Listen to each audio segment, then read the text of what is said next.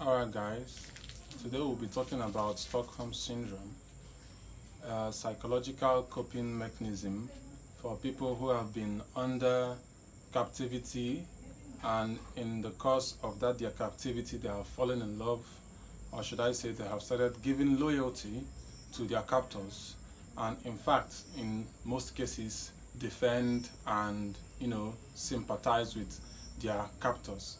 Well, it is a very, very pathetic situation, but it is human, very, very human.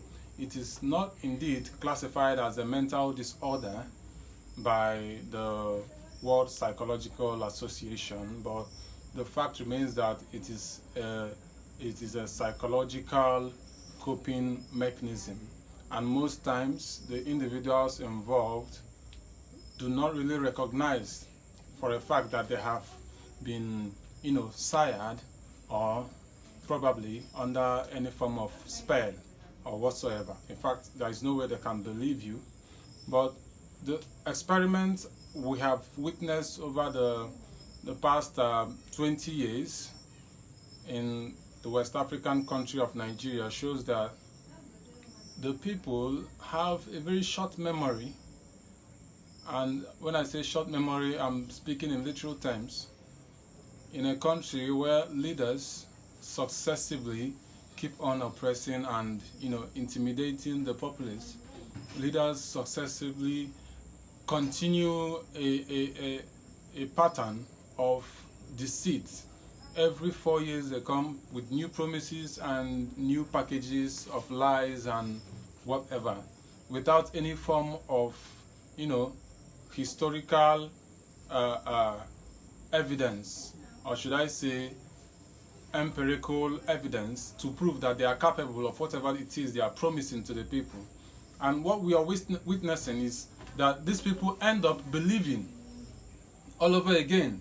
They end up giving them another chance. And when you ask the average man on the street, he's telling you, okay, let's give them a chance. It is done. They have done it. They rigged the election. We know he's not a really good guy. We know, but what can we do? Let's just give them the chance to be there. And this is how the pattern has continued. In the most annoying cases, you now find out that there are actually people who believe in these hooligans, in these criminals. You see people who believe that these people can actually do better. Yeah, we know he isn't that of a good man, not much of a mathematician or a philosopher. He's not that intelligent otherwise, but I believe he can move this country forward. Now it is kind of a situation whereby you hand over an aircraft to a complete novice, to somebody who claims, who doesn't have his record straight, who is trying to convince you that he can fly the aircraft and in fact get you to your destination. Well, that is the situation we have seen in Nigeria today, and it's very, very appalling. And we liken it to the Stockholm Syndrome of 1973, Stockholm, Sweden, and it has become much clearer that the majority of the people have been disillusioned, but there is this little minority who feel they have much to gain from this government, who feel they have contact, who feel they have tribal connection, ethnic connection, or religious connection to these incoming administrations and outgoing administrations that successively keep on oppressing and torturing the entire populace.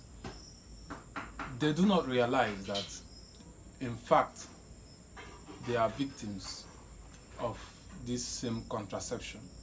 They are victims of this same syndrome, and by the time it becomes clear to them, they might not even be alive to tell the story.